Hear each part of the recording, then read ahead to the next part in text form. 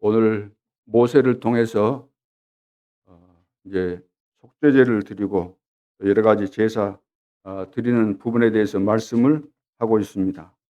6절에 보시면 모세가 이르되 이는 여호와께서 너희에게 하라고 명하신 것이니, 자, 여호와께서 너희에게 하라고 명하신 것이니, 모세가 자기 스스로 만들어서 한 이야기가 아니고 여호와께서 너희에게 하라고 명하신 것이니 여호와의 영광이 너희에게 나타나리라.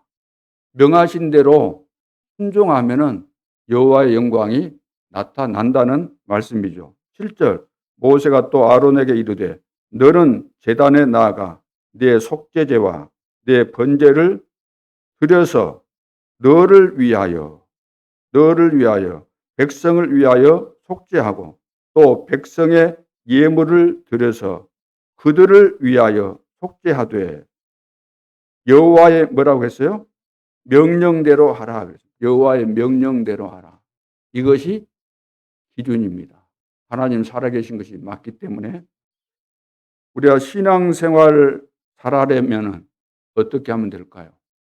또 신앙생활 그렇게 말하면은 내 인생 따로 있고 내가 인생을 살면서 신앙생활이란 또 다른 어떤 부분이 있는 것으로 착각을 하는 경우들이 많이 있습니다.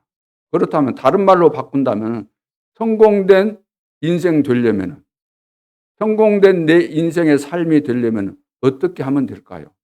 오늘 말씀대로 언약만 잡으면 되는 겁니다. 언약, 하나님의 명령, 하나님의 약속, 하나님의 말씀만 잡으면 된다는 이야기죠. 그렇다면 어려울 것도 복잡할 것도 없지 않습니까? 언약만 잡고 순종하고 나아갔는데 내가 응답을 만들어내는 것이 아니고 하나님께서 응답을 주시는 거죠. 시간표 따라서. 그래서 응답을 받게 되면 여러분들이 발버둥 안 쳐도 응답 받으면 로마서 16장의 제자들처럼 멋있는 시대 살릴 전도 제자로 바뀌어져 버리는 겁니다. 그러면은 내 인생이 이 땅에 사는 날 동안만 영광의 빛을 보는 것이 아니고 영원한 영광 속에 들어가기 때문에 우리 후대들이 주님 오시는 그날까지 계속해서 볼 수밖에 없어요. 이것을 보고 영원한 기념비가 되는 작품이라 그러는 거죠. 우리 모든 중직자들과 모든 성도들, 우리 렘넌트는 영원한 기념비가 될 모델이 될 수밖에 없는 기념비 작품을 남겨야 되겠습니다. 우리가 믿는 하나님은 거지 대장 아닙니다. 우리가 믿는 하나님은 어떤 분이십니까? 여러 가지 하나님에 대해서 표현할 수 있지만 한마디로 말한다면 만왕의 왕이시죠. 만왕의 왕. 우리는 거지가 아니지 않습니까? 우리는 만왕의 왕 되신 하나님의 자녀요. 왕 같은 제사장이라고 분명히 말씀하셨습니다. 그렇다면 어떻게 하면 될까요? 왕 같은 제사장답게 언약 붙잡고 반드시 응답 올 것이니까 다른 것에 너무 신경 쓰지 말고 응답 받으면은 다 따라오는 거 아닙니까? 언약 붙잡고 응답 올 때까지 불안해하는 것도 아니잖아요. 믿으면은 응답 올 때까지 편안하게 우리가 언약 붙잡고 누가 보더라도 멋진 전도자로 현장을 살리고 현장에서 누가 보더라도 저분을 보니까 하나님 살아계신 것 같다. 그동안 교인들 내가 많이 만나봤지만 진짜 고개가 흔들어졌는데 혀를 차면서 흔들었는데 저분 보니까 진짜 하나님 살아계신 것 같다. 그런 증거가 보여질 수 있기를 바랍니다. 오늘 제목이 위임받은 후의 첫 제사인데 서론으로 새로운 시작입니다. 왜 새로운 시작인가? 우리는 날마다 새로운 시작이지만 특별히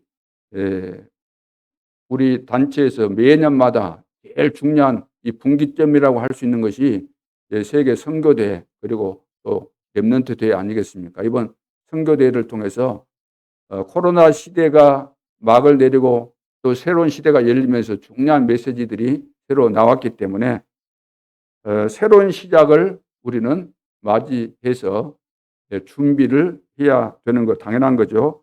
어떻게 준비하면 될까요? 첫째, 말씀의 비밀입니다. 말씀의 비밀. 말씀의 비밀을 가지고 있어야 된다는 거죠. 말씀을 들을 때 성도들이 이 갭을 찾아내야 된다. 자, 갭을 찾아내야 된다. 간격을 찾아내야 돼, 간격.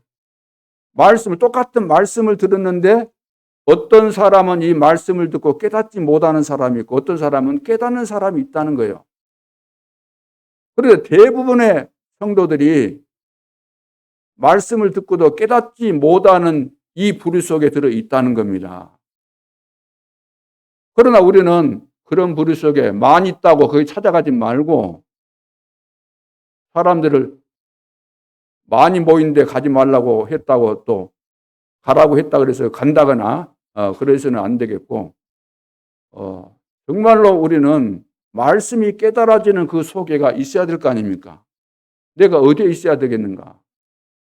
하나님은 우리에게 말씀을 주셨고 그 말씀 따라 우리는 순종하고 나아가면 반드시 응답이 오게 돼 있고 성공이 되게 돼 있는데 문제는 말씀을 들었는데 안 깨달아진 것이 문제죠.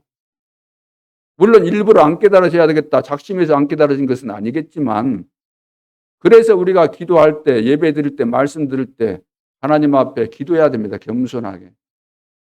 나는 부족합니다. 모자랍니다. 나에게 말씀하옵소서. 깨닫게 해주옵소서. 성령으로 충만케 해주옵소서. 기도해야 되는 거죠. 그래서 이 말씀 들을 때 이 갭을 찾아내야 된다는 이야기가 뭐냐면 이스라엘 백성들을 하나님이 선택했고 말씀을 주셨잖아요. 근데 말씀을 주셨는데 말씀에 대한 그 비밀을 깨닫지 못해가지고 다 망한 거예요. 포로되고 노예되고 속국되고 유리 방랑하게 되고.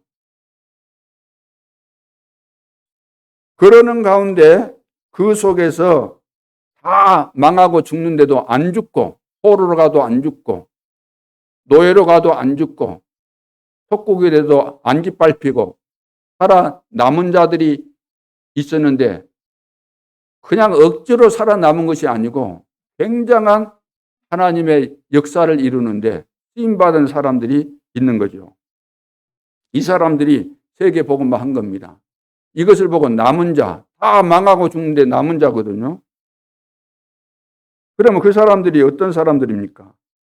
많은 사람들이 있지만 요셉 같은 경우는 애굽의 노예로 팔려갔지 않습니까? 그런데 팔려가는 진행 과정이나 그곳에서 노예 생활을 하고 있었고 또 누명을 쓰고 감옥에 가기도 하고 여러 가지 일들이 있었지만 그런 것이 문제가 안 됐어요. 예를 들어서 우리가 그런 상황이 되어지면 분명히 그런 생각을 했을 거 아닙니까? 야, 형들에 대해서 악감정을 갖게 되고 야, 나는 이제 인생 끝났구나. 노예로 이렇게 팔려서 가는데 어디 가서 내가 살아남을 수 있겠냐.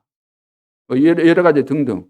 그리고 누명 쓰고 감옥에 갔는데 거기 감옥이 보통 감옥입니까? 장관들이 갇히는 그 감옥인데 노예 주제에 그것도 장관의 부인을 겁탈하려고 했으니까 살아남을 길이 눈꼽만큼도 없는 상황인데 전혀 흔들리지 않았습니다. 왜? 미리 정복했으니까. 다른 말로 한다면 미리 다 깨달은 거예요. 사람들은 들어도 못 깨닫는데 요셉은 어릴 때 깨달아진 것입니다. 하나님의 깊은 의도와 계획이 깨달아진 거예요. 그래서 비전을 주셨잖아요. 꿈을 꾸었지 않습니까? 그런가 하면은 목숨을 건 오바다 같은 사람. 이 사람은 말씀을 깨달은 거예요. 오바다 여러분 아시지 않습니까? 어떻게 목숨을 겁니까? 가장 악한 왕이 지금 선지자들을 다 죽이는 상황에서 어떻게 선지자들 100명을 숨겨놓고 먹이고 이렇게 기르고 그리 했겠습니까? 살리고. 가치를 발견했다는 거죠. 우상시대 때 흑암이 가득해서 나라의 그 왕이 완전 여기에 잡혀가지고 선지자들 다 죽였잖아요. 그런가 하면은 이스라엘 백성들이 또 바벨론의 포로로 잡혀가게 되었습니다. 거기에 보면 이제 다니엘과 이 세 친구 같은 경우 미리 안 거잖아요. 왜 우리가 여기 바벨론의 포로로 잡혀오게 됐는가? 왜 이런 비참한 지경이 되었는가? 이미 다 안 것입니다. 알았기 때문에 뜻을 정하고, 또 죽음의 상황이 왔음에도 불구하고 전혀 흔들리지 않고, 조서에 의인이 찍힌 줄 알고도 3번씩 예루살렘을 향해서 창문을 열어놓고 기도했던 다니엘. 우리를 이제 새 친구는 우상 앞에 절하지 않은 것 때문에 이제 풀무불에 던진다 그랬잖아요. 근데 하나님께서 우리를 던진다 할 때 건져 주실 것인데, 만일 안 건져 주신다 할지라도 우리는 절대로 우상 앞에 절할 수 없다. 미리 깨달은 겁니다. 미리 깨닫고 하나님이 하시는 일에 대해서 확신이 있어야만, 자, 이런 모습이 우리 하나님의 자녀들의 참된 모습 아닙니까? 우리 모든 중직자들과 우리 성도들이 목표를 삼고 지향해 가는 방향이 어디입니까? 비굴하게 살다가 끝나는 인생 되는 겁니까? 아니잖아요. 하나님은 우리를 통해서 세계복음 하기를 원하신다고 한다면 세계복음 해야 될 거 아닙니까? 여기에 방향 맞추고, 우리 주변의 환경과 나의 상황이 아무리 어려워도 이것 때문에 걸려서 속지 말고 낙심하지 말고 도전해서 실제로 응답받아야 될 줄로 믿습니다. 로마 시대 때도 보면 모든 것을 바친 중직자들, 로마 시대 속국되었을 때 마가 다락방에서 시작했던 이 전도운동 속에서 우리 중직자들이 했던 역할들이 있잖아요. 생명 다 건 겁니다. 전 재산도 다 드릴 각오가 돼 있고 실제로 드리기도 하고 다 그렇게 한 거죠. 그래서 모든 전도자를 도왔던 거죠. 오네시모 같은 경우, 오네시모가 누구죠? 빌레몬이라는 그 집에 봉으로 있었는데 그 도둑질하고 도망갔잖아요. 근데 그 오네시모가 이제 도망 다니다가 감옥에서 바울을 만났어요. 그래서 복음 받고 변화 받았는데, 이제 바울은 또 빌레몬을 잘 알기 때문에 거기 편지를 써서 보내잖아요. 오네시모가 이렇게 변화를 받았다. 받아주라. 그 당시 상황으로 볼 때 우리 같으면은 어떻게 용서하고 받아줄 수 있습니까? 절대로 용서할 수가 없죠. 그런데 이 빌레몬은 중직자로서 그 골로새 교인과 이 교회 감독으로 오네시모를 청빙하지 않습니까? 이것이 그냥 될 수 있는 것이 아니죠. 미리 본 겁니다. 하나님의 계획과 의도를 깨달은 것입니다. 어떻게? 하나님의 말씀을 제대로 듣고 영적인 이 비밀들을 알고 깨달아진 거죠. 자, 그래서 이것이 바로 말씀의 비밀입니다. 말씀 다 듣잖아요. 안 듣는 사람이 어디 있겠어요? 말씀을 다 듣는데도 불구하고 크게 이 두 갈래 길이 갈라진다는 거죠. 두 번째는 신앙생활의 비밀입니다. 신앙생활이 제대로 되려면은 내 삶 모든 것이 내 인생에 있어서 발판이라는 이 사실이 깨달아졌을 때 신앙생활에 성공하게 되는 거죠. 그러니까 발판 준비가 돼야 됩니다. 아, 하나님께서 이런 것을 나를 위해서 미리 다 준비하셨구나. 세계 복음화를 위해서 나에게 이런 축복을 준비하셨구나. 근데 그 축복이라는 것이 다른 사람이 볼 때, 실제로 내가 볼 때 축복이 아니거든요. 그래서 문제가 되는 거 아닙니까? 과거의 발판이라는 것이 뭘까요? 과거의 발판. 이스라엘로 한다면 노예되고 포로되고 속국된 거 다 발판이잖아요. 그거 다 실패한 거잖아요. 왜 그런 것이 있었는가? 물론 잘못해서 하나님께서 그렇게 하셨지만 그 속에는 여러 가지 의미가 있는 가운데 발판 삼으라는 거죠. 발판 삼으라. 그리고 하나님은 잘못했을 때 거기에 대한 대가를 치르도록 하시지만 반드시 다시 회복시키시는 하나님이십니다. 깨달으라는 거죠. 그걸 발판 삼으라는 겁니다. 그리고 이제 오늘의 발판은 뭐겠어요? 우리가 알고 있는 10가지 신앙 발판. 첫 번째가 뭐죠? 하나님의 절대 주권을 믿으라는 겁니다. 나머지는 그 속에서 다 되는 거죠. 과거 발판도 그렇고 미래 발판도 하나님의 절대 주권 속에 다 있는 겁니다. 그래서 절대 주권만 믿어도 어떤 문제를 만난다 할지라도 우리는 염려할 이유가 없고 낙심할 이유가 없는 겁니다. 하나님의 자녀가 일시적입니까? 영원한 겁니까? 기분 좋을 때만 하나님의 자녀인가요? 소위 말해서 우리가 막 은혜가 충만하니까 어느 날 막 기도하고 찬송하고 싶어가지고 했더니 은혜가 충만해진 것 같으니까 하나님의 자녀가 되고 그렇습니까? 아니잖아요. 내가 아파 있어도 힘들어도 실패해도 하나님의 자녀잖아요. 어떤 의미에서는 그 시간이 가장 중요한 시간입니다. 하나님께서 우리에게 참된 응답을 주시는 가장 중요한 시간, 내 인생의 영원한 발판이 되게 하는 그 시간. 뭔가 이거 없으면 우리가 현장에서 사람 만났을 때 전도자 될 수 없잖아요. 과거에 내가 실패한 경험도 없다. 아픈 경험 없다. 가난해 본 경험 없다. 어려움 당해 본 경험 없다. 뭘로 그러면 전도자 되겠습니까? 그런 과정 속에 있었는데 복음을 통해서 나는 새로운 은혜를 받고 이 문제에 대한 하나님의 계획을 발견하고 이제는 어떤 문제를 만나도 나는 상관없다. 미래에 대한 발판이 뭐겠습니까? 하나님이 다 말씀하셨잖아요. 내 어린 양을 먹여라. 나를 위해서 울지 말고 너와 내 자녀들을 위해서 울어라. 미래 다 하나님께서 우리 렘넌트를 살리라고 말씀하셨고 렘넌트는 살려지게 돼 있는 겁니다. 살아나게 돼 있는 거예요. 누가 하더라도 렘넌트를 살리게 돼 있는 겁니다. 누가 할 것인가? 말씀을 깨달은 사람이 할 수 있는 거죠.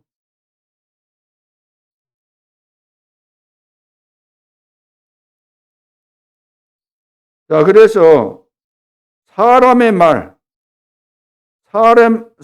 말을 우리는 사람이니까 사람 대 사람으로 만나가지고 사람의 말을 하고 사람의 말 듣고 그렇게 살아가는 거 아닙니까? 그렇죠? 그런데 사람의 말을 너무나도 민감하게 아무나 막 100% 수용하면서 그것을 받아 듣지 말고 웬만한 사람의 말은 다 헛듣는 게 나아요. 한 귀로 듣고 한 귀로 흘려버리는 것이 제일 현명한 방법입니다. 우리가 들어야 될 것은 하나님의 말씀이에요. 하나님의 말씀에 귀를 기울이고 집중하고 하나님 말씀에. 근데 우리는 대부분 반대로 살아가고 있잖아요. 하나님의 말씀, 늘 듣는 거 또 그 말씀 하셨네. 늘 하는 말씀이잖아. 다 알아. 그리고 사람 말에, 거짓말에, 쓸모없는 말에, 도움도 전혀 안 되는 말에, 상처 주는 말에, 남 흉보는 말에, 시기 질투하는 말에 우리는 굉장히 민감하다는 거죠. 그러니까 신앙생활이 될 리가 없죠. 그런 기준으로 늘 사니까 사단의 밥이 될 수밖에 없지 않습니까? 그러면서 우리는 또 현실 보고 현실만 갖고 따지잖아요. 현실만 가지고. 아무리 우리가 현실 속에 있는 인간이라 할지라도 현실만 보고 이야기한다는 것은 동물 수준 아니겠습니까? 우리에게는 영혼이 있고 하나님께서 준비하신 미래가 다 있고 보장되어 있고 우리가 가야 될 길이 있는데 그것까지 보지도 못하고 현실만 쳐다보고 늘 이렇다 저렇다 맞네 틀리네 그러면은 그 수준이 어떻게 되겠어요? 그래서 영적인 사실을 보라는 영적인 사실을. 그래야만 신앙생활, 내 인생이 성공된 인생, 하나님께서 원하시는 세계 복음화의 주역이 되는 그런 인생이 되는 거죠. 문제도 마찬가지입니다. 문제면 늘 우리는 거기에 잡히고 느끼고 문제에 그냥 휘말려 들고 그러지 않습니까? 그것이 아니고 문제가 왔을 때는 진짜 이것이 문제다 하면은 하나님이 준비하신 답이 있기 때문에 그 답을 찾아내는 거. 이것이 모든 거죠. 그래서 나에게 큰 문제가 있다, 어려움이 있다, 아프다, 뭐 실패했다 그러면은 우리에게 큰 답이 있는 겁니다. 그래서 하나님 앞에 이 기회를 놓치지 말고 절대로 놓치면 안 되죠. 답을 찾아내게 되면 하나님은 어떤 상황에서도 우리를 치료하시고 낫게 하시고 회복해 해 주시고 강건케 하시고 성공케 하시고. 왜 세계복음 하려면 여러분들이 성령 충만하고 오력을 회복해서 건강도 육신적인 건강도 회복하고 직장에서도 성공하고 사업했을 때 성공하고 빛의 경제 회복하고 그렇게 해야 될 거 아닙니까? 70도 안 됐는데 포기한다. 그러면 안 되죠.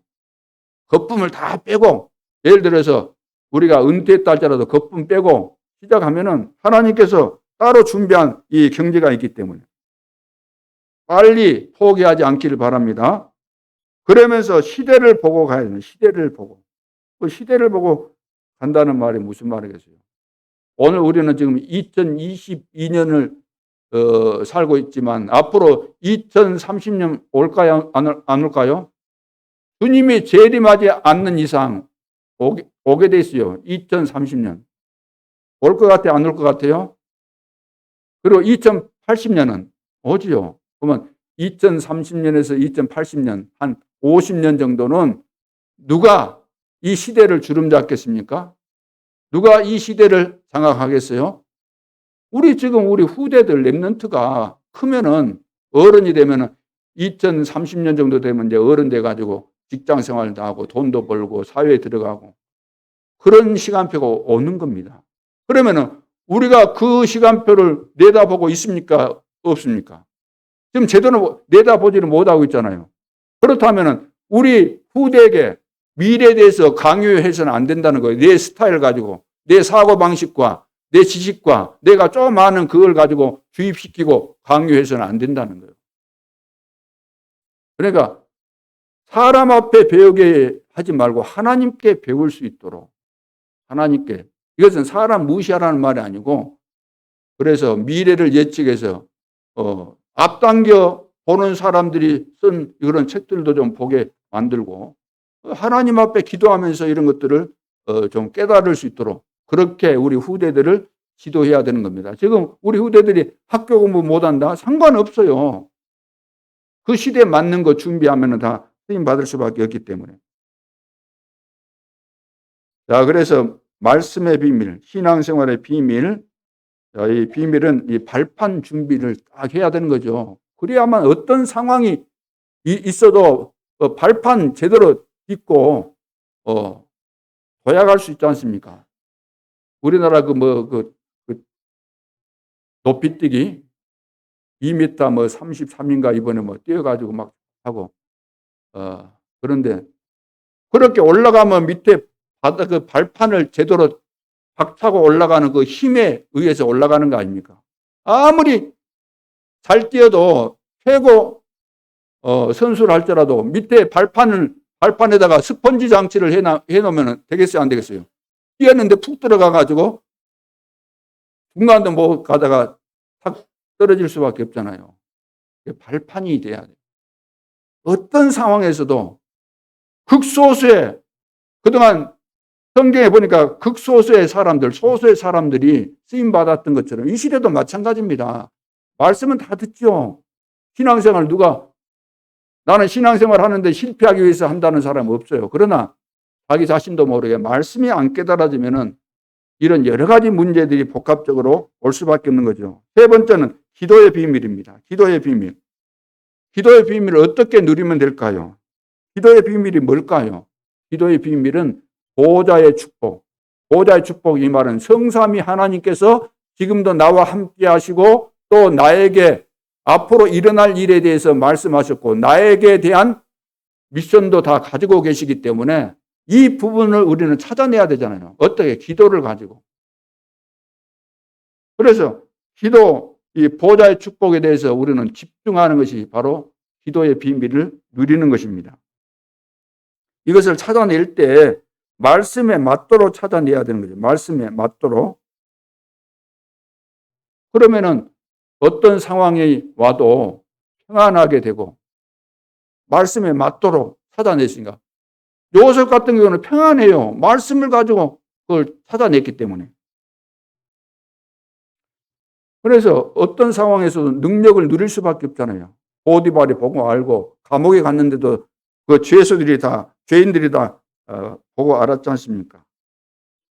그래서 이것을 모르면은 이 보호자의 비밀, 기도의 비밀, 집중의 비밀, 24 누리고 25시 응답과 영원한 비밀을 우리가 모르게 되면 어떤 현상이 일어나죠? 내가 그런 비밀을 당연히 깨닫고 누려야 되는데 못 누리면은 내 삶이 걸림돌이 되는 거예요.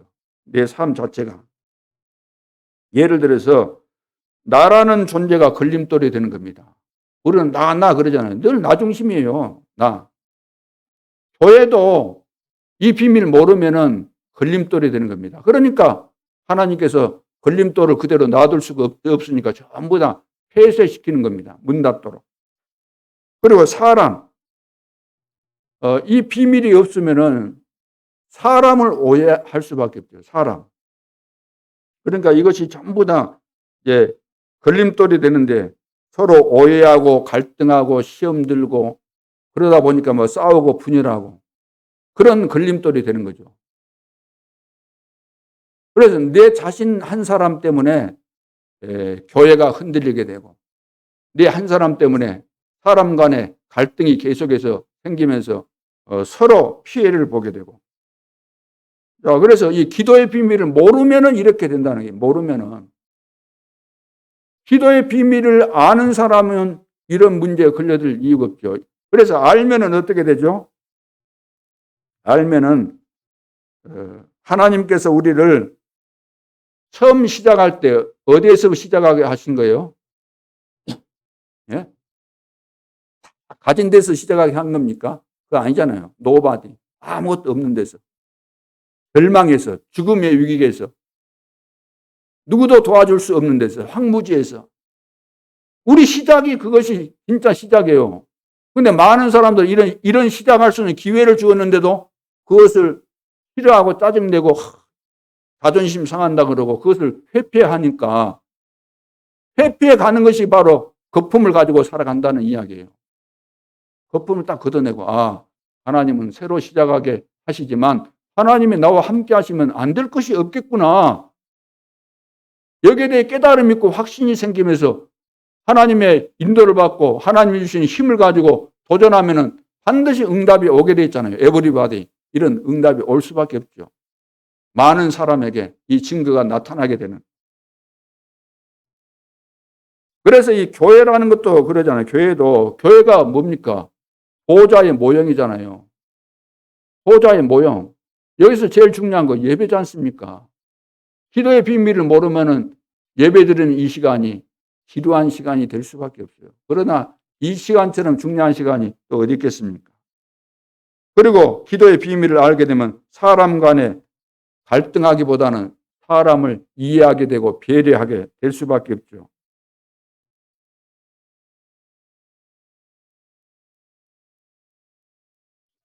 많은 사람들이 이제 사람들을 이해하고 배려하고 그러면은 나는 손해 보는 거 아닌가? 또 나에게 주어진 권리를 내가 뺏기는 거 아닌가? 이런 계산을 많이 할 수 있는데 그거 아니죠. 이해하면서 우리가 사람 관계를 계속해서 가야만 그 사람이 제자일 수도 있잖아요. 제자를 찾기 위한 방법, 배려하는 겁니다. 그렇게 해서 우리 주변에 실제로 말씀이 성취되고 기도 응답이 오고 또 제자들이 일어나는 이런 증거들이 일어날 수 있기를 주님의 이름으로 축원합니다. 오늘 본론에서 직분자의 실천입니다. 오늘 제목도 위임받은 후의 첫 제사에 대한 내용인데, 새로운 시작을 하려면은 이 말씀 이전에, 이 본문 말씀 이전에 이것을 기억을 해야 되죠. 기억할 것이 뭐냐면은 하나님 나라입니다. 하나님 나라에 대해서. 이것이 이해 안 되면은 아무리 우리가 직분자가 돼가지고 뭐 제사 지내고 뭐 이것저것 다 해도 소용이 없다는 이야기예요. 쉽게 말해서.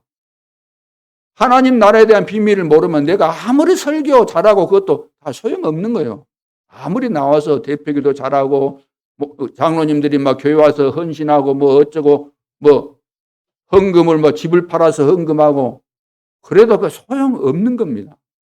하나님 나라에 대한 비밀을 모르면. 그래서 마태복음 12장 25절로 30절에 보니까 성령이 임하고 흑암이 묶여야만 하나님 나라가 임한다. 주님이 직접 말씀하신 내용이죠. 오늘 내 마음속에 성령이 임했는가? 지금도 계속해서 임한 상태로 충만해져 있는가? 흑암이 내 안에서 무너졌는가?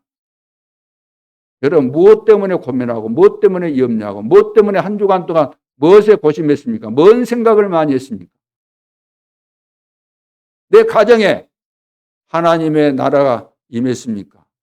성령께서 임하고 흑암이 결박됐습니까? 여러분 직장과 현장에는 어떻습니까?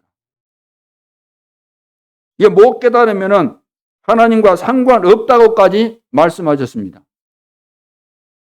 쉽게 생각해서는 안 되는 거죠. 하나님의 나라가 내 안에 지금 임해 있는가? 하나님의 나라가 임해한 사람은 하나님의 말씀에 순종하는 이것이 너무나 기쁜 거죠. 그렇지 않습니까? 하나님과 대화하는 이것보다 더 행복한 일이 어디 있습니까?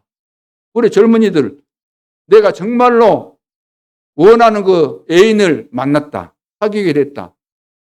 그러면 애인하고 대화하는 거 떨어졌어도 막 전화하고 생각나고 그거 행복이잖아요.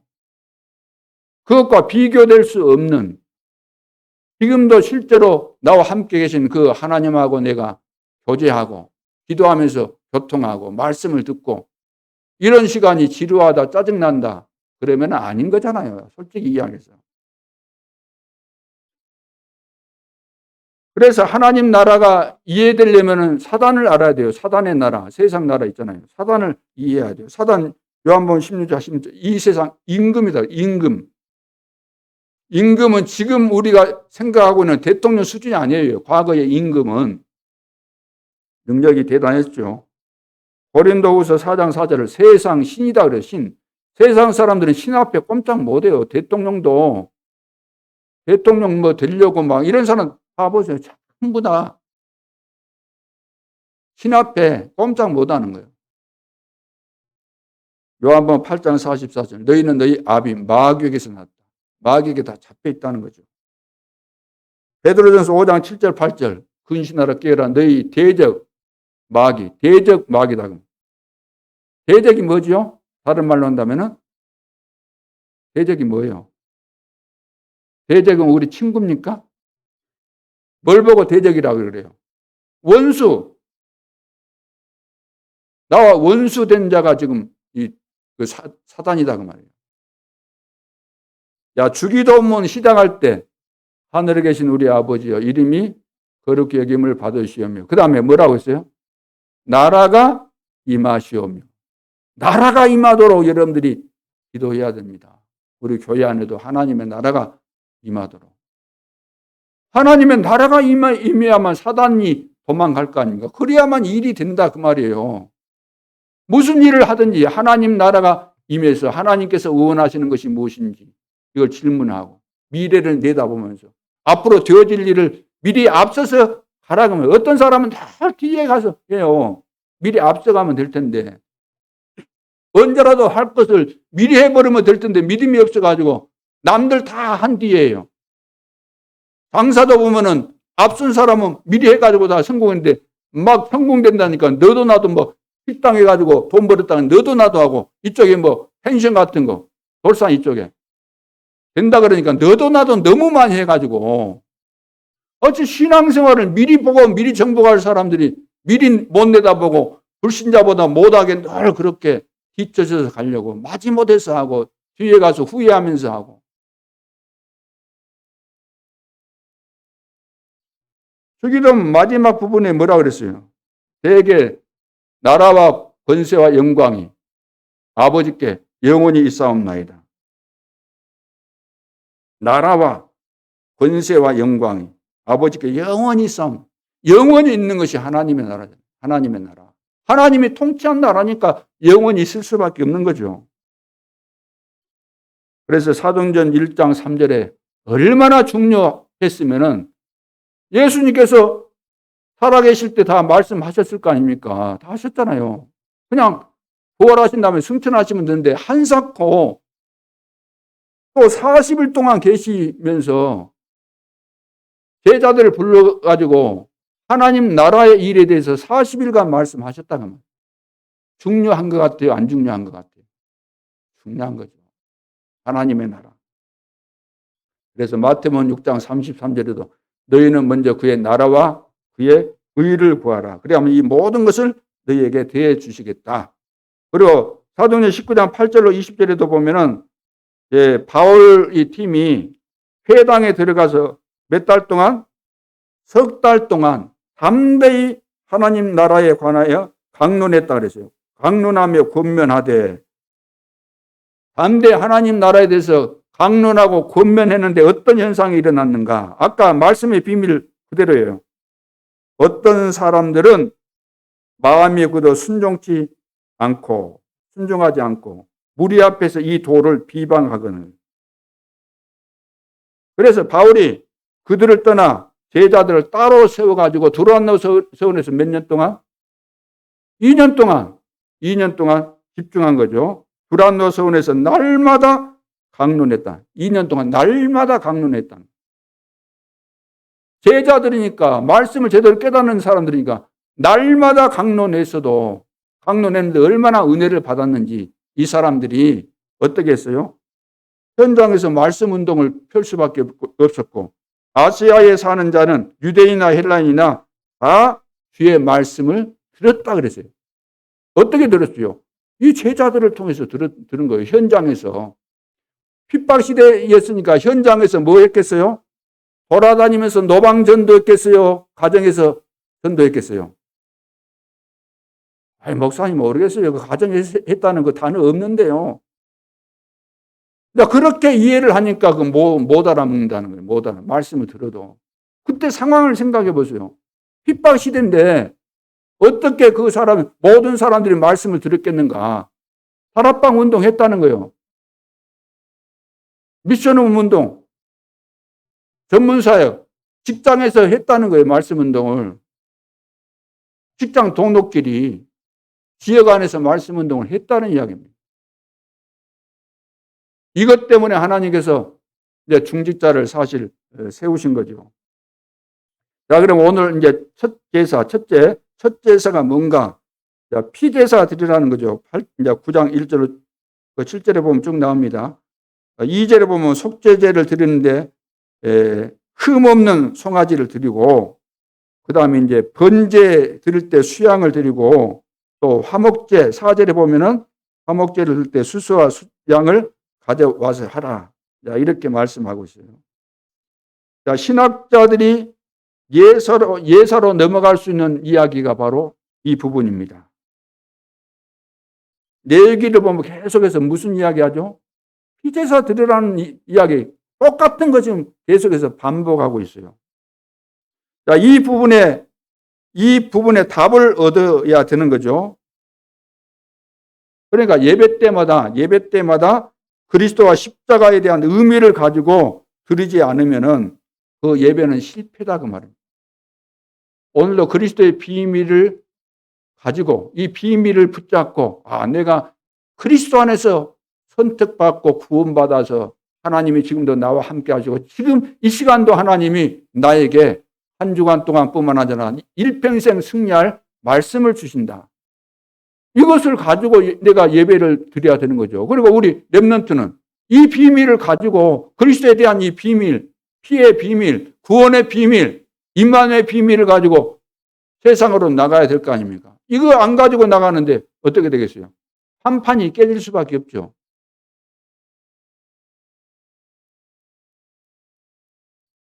그래서 목회자, 중직자들도 시간 갈수록 안 되게 되어 있는 이유가 뭐냐면 레위기에 이런 이 비밀을 그냥 안다는 식으로 나는 다 알아. 그리스도 누가 몰라. 이런 식이에요. 나도 그리스도 안다. 어떻게 아냐 그래 물어보면 그리스도께서 동정녀 마리아를 통해서 오셔가지고 33년 사시고 제자들을 부르시고 말씀하시고 십자가 죽으시고 사흘 만에 부활하시고 승천하셨다. 다 안다. 다 알게 보이죠. 그게 뭐냐면은 말씀을 들어도 못 깨닫는 그 수준이에요. 그 수준이. 그렇게 아는 것을 안다고 하니까 완전히 착각에 빠진 거죠. 그렇게 알아들어서 신앙생활이 안 되는 겁니다. 10,000년을 신앙생활해도 안 돼요. 목사가 돼도 안 되고 장로가 돼도 안 되는 겁니다. 그렇게 알아서는. 그래 말씀의 비밀. 이 갭이 있다는 게 깨닫는 자와 못 깨닫는 자는 하늘과 땅의 차이요. 그렇죠. 그래서 제사장 자신을 위한 제사, 두 번째 9장 8절로 11절에 보니까 자신을 위해서 속죄제 송아지를 드리라 그랬죠. 그리고 아론과 아들들 9절에 보면 그런 내용이 나옵니다. 그 피를 찍어서 제단 뿔들에 이렇게 바르고 그랬죠. 그리고 그 피는 제단 밑에 이제 쏟아라 이런 말씀이 나옵니다. 그리고 백성을 위한 제사가 있습니다.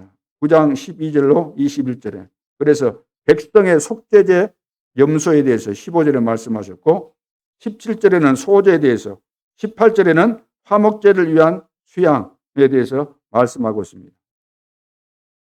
그러니까 이제 위임 받은 다음에 이 첫 제사를 지금 드리라는 거죠. 이렇게. 두 번째는 새로운 출발을 위한 해결입니다. 우리가 새로운 출발, 응답받고 정말로 중요한 하나님의 역사를 이루는데 쓰임 받으려면은 해결을 해야 된다는 거예요. 해결. 새로운 출발을 위한 해결. 해결을 못하면은 출발에 방해가 되는 거죠. 출발하려고 하는데 출발하기 전에 해결돼야 될 문제를 해결 안 하고 가면은 방해 요소가 된다 그 말이에요. 달리기 할 때도 예를 들어서 출발선에서 달리기 하면서 빨리 달리기 위해서 자기 몸에 뭐 치장이 많이 돼 있으면 잘 달릴 수 없잖아요. 거치장스럽고 걸리고 또 다른 사람하고 이렇게 부딪히면서 걸려가지고 자기가 불이익을 당할 수 있으니까 될 수 있는 대로 몸에 탁 달라붙는 그런 옷을 입고 달리잖아요. 팬티 같은 거 딱 입고, 응? 보일랑 말랑 할 정도로 입고 막 달리잖아요. 왜 그러겠어요? 뭔가 그런 걸 보여주기 위한 겁니까? 그 장애물들을 없애려고 한 겁니까? 없애야 되니까. 방해 요소를 없애야 되니까. 우리가 새로운 출발을 해야 되는 시간표가 왔는데 방해된 요인이 있으면 안 된다는 이야기예요. 그것을 해결하라는 겁니다. 그게 뭐냐? 첫째, 제사장을 이해 못한 백성입니다. 이 말이 무슨 말이죠? 백성들이, 주의 백성들이, 성도들이 목회자를 이해 못한다는 거예요. 평신도는 목회자를 이해해야 합니다. 이해를 못하니까 많은 성도들이 그래 왔어요. 난 더 이상 이 교회 못 있겠다. 이런 말들은 너무 많이 하죠. 영적 부분에 다 끝나지 않았다는 이야기입니다. 그 사람 말이 맞을 수 있습니다. 합리적으로 맞습니다. 그렇죠. 누가 들어도 맞다고 하겠죠. 어떤 일, 어떤 메시지, 어떤 환경도 상관없어야 됩니다. 내가 욕을 먹는다 할지라도, 내가 기분 나빴다 할지라도 상관없어야만 그 사람이 치유된 겁니다. 오늘 여러분들은 어떻습니까? 치유가 되었습니까? 치유가 안 된 상태입니까? 겉으로는 치유된 척 하지만 속에 숨겨져 있는 나의 병이 있습니까? 영적인 문제, 상처, 이런 거 없어야 돼요.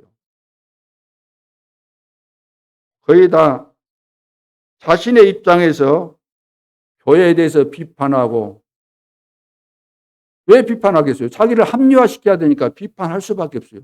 나는 대단한데, 나는 괜찮은데, 교회 때문에 그렇다. 목회자 때문에 그렇다. 그것이 다 공통적인 이야기고, 과거부터 지금까지 교회 안에 일어나는 모든 문제는 이런 형태입니다. 이것을 벗어나지는 않아요. 이런 형태예요, 전부 다. 그래가지고 우리가 다락방 운동하면서도 많이 볼 수 있잖아요. 우리가 이렇게 짜증나면서 이런 데 머물러 있으면서 신앙생활 못하겠다. 자, 우리끼리 나가서 우리가 기도하면서 하자. 그래가지고 몇 명 나가가지고 텔레비전 하나 갖다 놓고 보고 그러면서 예배 드린다고. 그 몇 조금 가겠습니까? 그래서 되겠어요? 평생 그 치유 안 되는 겁니다. 나간 정도 같으면 그 대단한 사람들이요. 어떤 의미에서 영적인 그 문제에 있어서 대단한 그런 심각성을 가지고 있는 사람들이요. 근데 안 나갔어도 우리 마음속에 그런 내용들이 있다고 한다면 그건 다 치유받아야 돼요.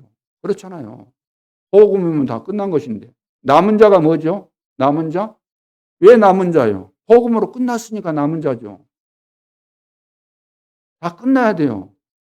하나님께서 끝나도록 우리에게 은혜를 주셨는데 예수님 어디 계시냐 애들한테 물을 거 아니라 예수님이 어디 계시냐 나한테 물어봐야 돼요.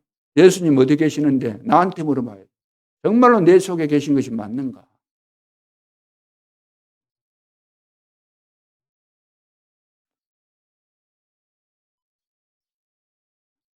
그래서 이런 사람은 어떤 자리에 가도 안식이 없습니다. 어떤 자리에 가도 아무리 좋은 이야기 들어도 아무리 칭찬해 주는 이야기 들어도 자기가 원하는 원하는 그 말을 다 해줘도 안식 없어요. 그 순간에는 기분 좋을는지 모르지만 안식 없습니다. 이런 종류의 사람은 천국 가도 안식이 없습니다. 하나님께서 직접 오셔가지고 메시지 주셔도 은혜 못 받습니다. 안식이 없습니다. 왜? 내 중심이라 그래요. 사단이 처음부터 확실하게 각인뿌리 체질 만들어 놨기 때문에. 창세기 3장, 6장, 11장. 그러니까 계속해서 바벨탑을 쌓을 수밖에 없는 거죠. 바벨탑. 우리 이름을 내자는, 우리 이름을 내자. 또 끼리끼리 모여가지고 우리 이름을 내자. 탑을 하늘 꼭대기까지 짓자. 그 뭡니까? 사단이 역사에서 그런 거예요. 나를 중요시하고 내 자존심 가지고 늘 기싸움하고 일싸하고 우리 이름을 내자. 모이고 그러잖아요. 자, 제사장의 가족 나답과 아비후의 죽음이 있습니다. 제사장의 가족인데 이제 죽게 되죠. 나답과 아비후가. 그것이 제사장에 대해서 이해를 못하니까 죽음까지 당하게 되는 거죠. 그래서 목회자의 가족도 복음 못 깨달으면은 상처받고 실패할 수밖에 없어요. 가족이라 할지라도. 그리고 홈리와 비느하스 여러분 아시죠? 홈리와 비느하스의 죄가 사무엘상 2장에 보면은 나오는데 제사장의 아들들이잖아요. 제사장의 아들들. 근데 얼마나 못돼 먹게 굴고 그러잖아요. 이거 성경 봐보세요. 살아서. 그래서 제사장에 대해서 이해를 못한 거죠. 그러니까 육신적인 것만 하다가 실패하게 되지 않습니까? 세 번째는 사울왕의 실수입니다. 사울왕 여러분 잘 아시죠? 사무엘상 13장 8절로 15절에 보면은 제사장이 늦게 오니까 늦게 올 수도 있잖아요. 늦게 오는 데는 이유가 있을 텐데 그새를 못 참아가지고 자기가 왕이라는 것 때문에 내가 제사장 좀 빨리 안 왔으니까 내가 드려도 되겠구나 그러고 왕이다고 자기가 해버리잖아요. 제사장 역할을 해버린 겁니다. 이 말은 제사장이 무엇인지 이해를 못한 거예요. 이해를. 그래 결국은 다 실패했지 않습니까? 아방을 보세요. 열왕기상 18장 1절로 19절에 보면은 1절에서 19절, 19장 20절까지 쭉 보면은 아방은 왕들 중에서 악질 왕입니다. 가장 악한 왕이에요. 그래 완전히 실패했잖아요. 얼마나 악했던지 선지자들을 다 죽이잖아요. 왕이 자기 부인 이세벨하고. 또 우리가 잘 아는 헤롯 왕의 실수 여러분 아시지 않습니까? 누가복음 3장 18절로 20절에 보면은 세례 요한을 죽이죠. 세례 요한까지 죽입니다. 그리고 자기도 비참하게 죽잖아요. 충이 먹어서 죽었다. 충이 먹어서. 굉장히 자기 막 높여주니까 좋아가지고 자기가 하나님처럼 막 옆에서 띄워주니까 띄운다는 이런 것도 모르고 막 거기에 빠져들어갖고 발란치하고 그러다가 죽게 되잖아요.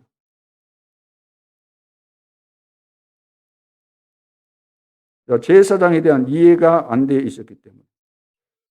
자, 로마서 16장 1절로 27절을 보면은 왜 이 사람들은 이렇게 세계 복음화를 위해서 그 어려운 시대에 영원한 기념비가 될 만한 이런 작품을 남겼을까? 두고두고 오고 오는 세대에 나도 로마서 16장에 그 아이오처럼 되고 싶다. 브리스길라 부부처럼 되고 싶다. 베베처럼 되고 싶다. 왜 그런 선망의 대상이 되었을까요?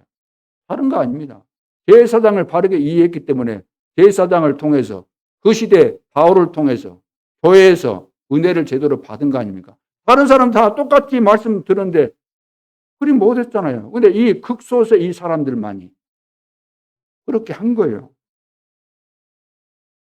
고린도전서 16장 18절에 보면은 그들이 나와 너희 마음을 시원하게 하였으니 그랬어요. 그 앞절에 보면 내가 스데바나와 부두나도와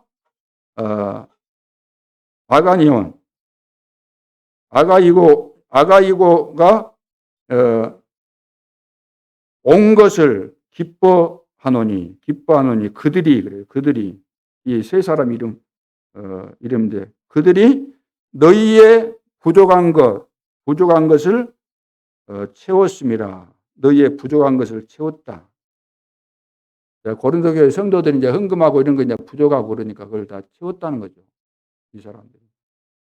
그것을 보면서 바울이 한 이야기입니다. 그들이 나와 너희 마음을 시원하게 했다. 아주 우리 표현을 한다면 화통하게 멋있게 와가지고 부족한 것을 알고 거기다가 헌금하고 딱 일이 했다는 이야기입니다. 적어도 우리는 응답받고 이런 중직자, 이런 제자들이 일어나야 될 줄로 믿습니다. 디모데전서 5장 17절로 18절에 보니까 잘 다스리는 장로들은 배나 존경할 자로 알되 그랬습니다. 잘 다스리는 장로는 지금으로 한다면 지금 장로님들을 이야기하는 거예요. 우리 성도들은 장로님들을 배나 존경해야 돼요. 다른 사람보다 배나 존경해야 돼요. 하나님이 이 지역을 살리고 우리 후대 살리고 세계 복음화를 위해서 세우셨으니까 존경해야 됩니다. 진짜 존경해야 돼요.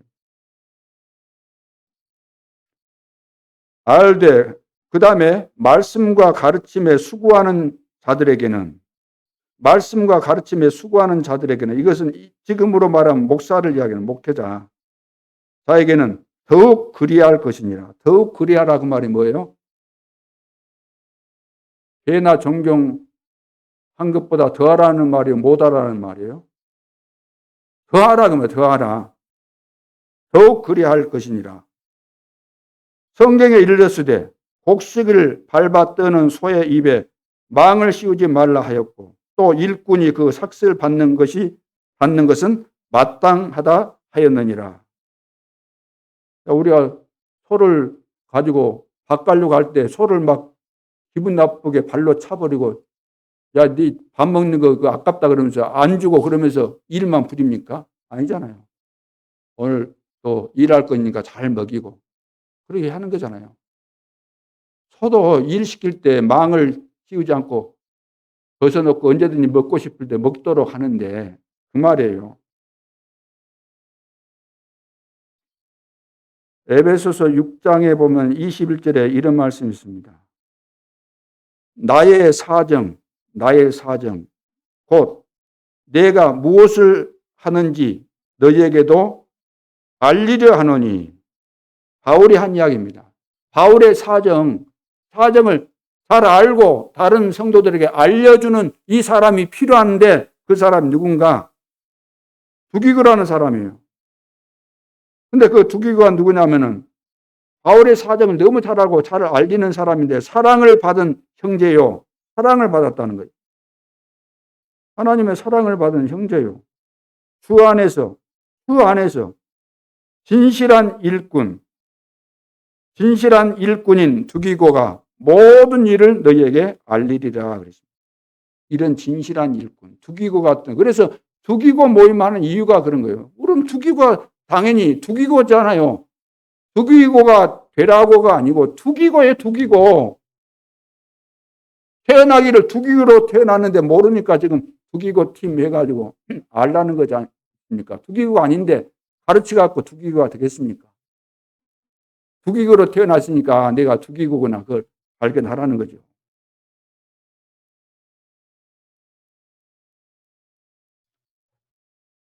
그 다음에 그 두 번째, 백성을 이해한 제사장. 이제 성도들이 목회자 이해하고 목회자도 성도들을 이해해야 된다는 이야기죠. 그래서 엘리 제사장은 사무엘상 3장에 보면은 눈이 어두웠다 그래요. 눈이 어두워지니까 이상도 뭐 하나님께로부터 받는 이런 거 비전도 없고 그러니까 나라가 얼어질 수밖에 없어요. 이상이 다 끊어졌다 그랬죠. 발람 유다서 1장 11절에 나오죠. 자기 유익만 찾다가 실패했다. 돈 받고 백성을 저주하잖아요. 돈 받고. 그리고 유대인들 마태복음 27장 1절로 2절에 보니까 백성이 무엇이 필요한가를 몰라가지고 실패한 그런 내용입니다. 그래서 영적 문제가 드러나지 않는 사람도 내적 문제가 다 있습니다. 내가 겉으로 막 영적 문제 안 드러났다고 해서 내가 없는가? 그건 아니잖아요. 다 있잖아요. 내적으로. 이런 부분을 우리가 빨리 해결을 해야만 하나님께서 준비해 놓은 이 축복을 우리가 실제로 누리게 돼 있고 그 일에 우리가 쓰임받는 그런 시간표가 온다는 이야기입니다. 이런 부분에 다 걸려가지고 출발 자체가 안 되고 하나님과 안 맞는 거예요. 하나님과 앞서 가버리는 거예요. 우리는 여기 걸려가지고 걸림돌이 돼가지고 오해하고 막 이렇게 하면서. 목회자와 성도들은 하나가 돼야 되는 거죠. 서로 갈등해야 될 그런 관계가 아닙니다. 부모하고 자식이 하나 돼야지. 오늘날 봐보세요. 사단이 역사하니까 부모하고 자식들이 갈등이 생겨갖고 난리가 아니지 않습니까? 부부간에 하나 돼야지. 왜 싸우고 왜 그렇게 이혼하고. 보험금 타먹으려고 수영도 못한 남자를 데리고 와서 억지로 막 뛰어내리게 해서 죽이고, 응? 보고 피 그거 많이 먹이면 죽을 줄 알고 그 짓을 왜 하겠어요? 그 부부입니까, 그게? 그런 관계가 아니잖아요. 우리는 다 같이 하나님의 은혜를 받았고 하나님을 섬기는 자이기 때문에 서로 이해하고. 그리 해야만 되겠습니까? 그리 안 하고 늘 찡그리고 있고 늘 이렇게 기싸움하고 있고 누가 하나님이 다 하시는데 역사가 일어나겠어요? 그러니까 간단한 겁니다. 나에게 증거, 응답 없는 거. 간단한 거예요. 답은 너무나 쉬운 데 있는 겁니다. 어려운 데 있는 거 하나도 없어요. 모세가 한 말씀 그대로 명령에 순종하니까 그러면 되는 거잖아요. 언약 잡으면 끝난 것이죠. 우리는 언약대로 될 것이니까. 그래서 세 번째 새로운 시작의 시간표입니다. 새로운 시작의 시간표. 하나님의 기적이 언제 일어나는가? 하나님의 기적이 언제 일어날까요? 하나님의 기적은 홍해 건널 때 기적이 일어났잖아요. 광야에서 막 계속해서 기적의 연속이었습니다. 사도행 2장 1절로 27절 마가다락방에 어마어마한 기적이 일어났죠. 120명 모였는데 모든 백성이 양의 피를 바를 때 기적이 일어났습니다. 6월절 전 민족이 홍해를 향해서 전 백성이 언약궤를 따라 그래서 언약궤 따라 언약 따라서 하나 돼서 가니까 어떤 것도 다 통과된 겁니다. 요단도 갈라지고 여리고가 무너지고 막 역사 일어났잖아요. 그래서 모든 우리 성도는 목회자도 그렇고 우리 장로님들도 그렇고 언약 딱 잡으면 되는 언약. 목사도 언약 잡고 장로도 언약 잡고 렘넌트도 언약 잡고 똑같은 언약 딱 잡아야만 하나 되자 그 이야기에서 뭐 할 겁니까? 하나 됩시다 우리. 근본적으로 우리 마음속에 하나가 안 되도록 영적으로 걸려있는데 하나 됩시다? 그건 구호에 불과한 거예요. 하나 안 돼요. 같이 언약을 딱 붙잡고 그래 언약 때문에 우리는 내가 중요한 만큼 다른 사람도 중요하고 내가 아무리 잘해서 되는 것이 아니고 교회는 머리 대신 그리스도의 명령에 따라 모든 손발이 다 움직여줘야만 제대로 되게 돼 있는 겁니다. 우리가 무슨 자존심 있습니까? 우리는 자존심 없어요. 우리가 어디서 구원받았습니까? 쓰레기만도 못한 인생이잖아요. 버러지만도 못하고 벌레만도 못하고 만삭되지 못하고 우리가 훌륭한 거 아니었습니다. 어디서 구원받았습니까? 우리가 죄와 저주 가운데서 쓸모없는 인간, 망해도 쌀 인간, 영원히 지옥 가야 되는 그런 인간인데 하나님의 은혜로 구원받았다고 한다면 이 은혜를 평생 잊지 말고. 그래서 사무엘상 7장에 사무엘이 모든 백성을 미스바에 모아놓고 기도하라 그랬습니다. 모든 우상을 버려야 된다. 우상 다 버리고. 그때 새 역사가 일어났잖아요. 에스더 나를 위해서 전 백성이 뭐 하라 그랬어요? 금식해라 날 정해놓고. 불임절의 기적이 일어났습니다. 모르드게가 달려야 될 그 장대 하만을 달고 이스라엘 백성은 다 죽어야 되는데 다 살게 되잖아요. 사도행전 6장 1절로 7절 예루살렘에 사는 모든 사람에게 복음이 들어가니까 대제사장이 무리도 이 도에 복종했다. 전 이 중직자들이 현장에서 완전히 말씀 운동을 통해서 살려버린 거죠.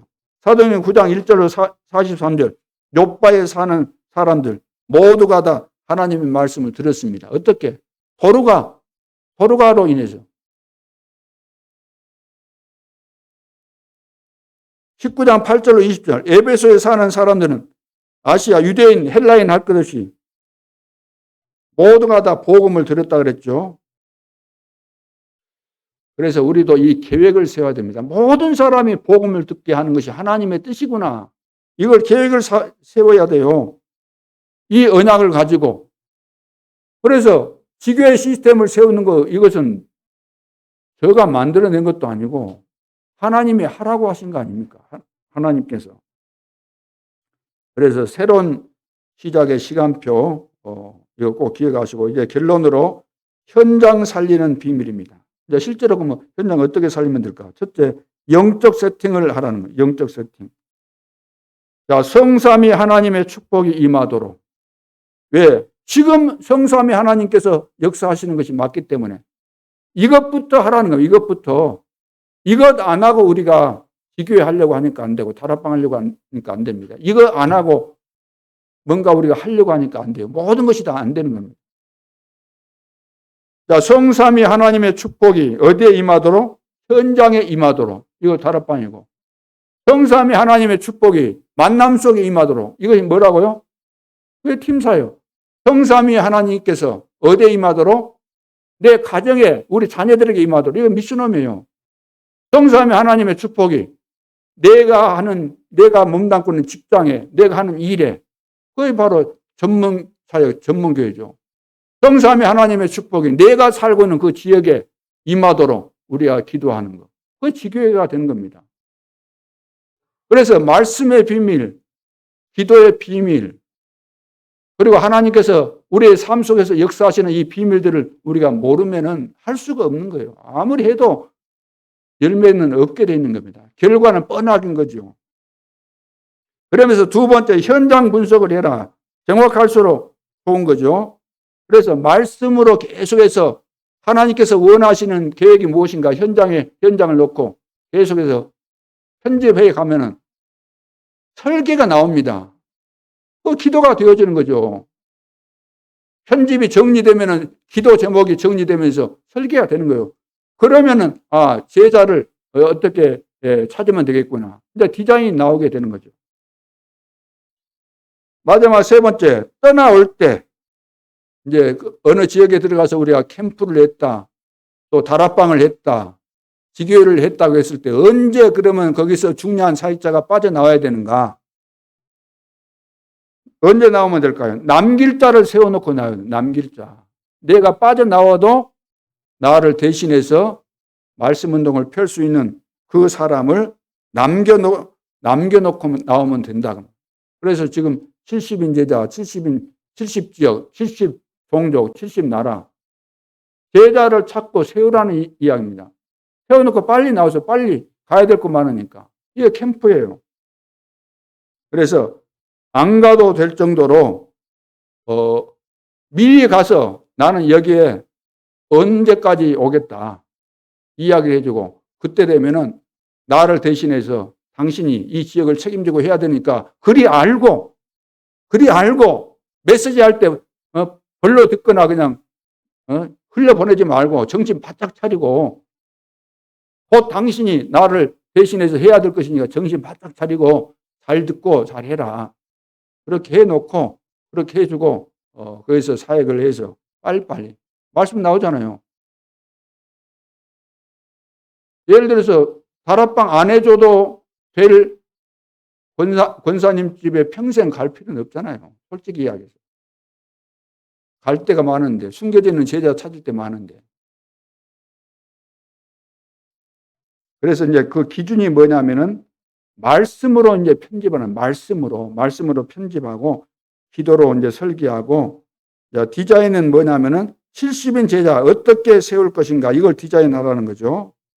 그래서 제자 한 명이 한 지역이 되고 제자 한 명이 한 나라가 된다. 그래서 70 제자에서 70 종종, 70 나라까지 다 이어지게 되는 거 아닙니까? 왜? 하나님께서 다 예비하셨기 때문에. 우리의 관심, 우리의 목표, 우리의 생의 모든 것, 우리 삶의 표대가 어딜까요? 70인 제자를 세우라. 오늘부터 이번에 나온 메시지 흘러 듣지 말고 실제로 내 삶 속에서 이 응답을 우리 모두가 함께 찾아 누릴 수 있기를 주님의 이름으로 축원합니다. 기도드리겠습니다. 하나님 아버지, 우리를 70인 제자로 세우신 것 감사합니다. 우리를 통해서 70인 제자가 일어나고 70 지역이 살아나고 70 종족이 살아나고 70 나라가 살아나 결국 237 나라 5천 종족이 살아나는 놀라운 하나님의 역사가 일어날 수 있도록 축복하여 주옵소서.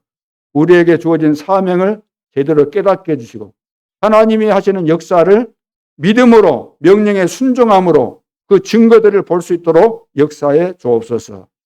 지금도 살아계신 주 예수 그리스도 이름으로 기도하옵나이다. 아멘.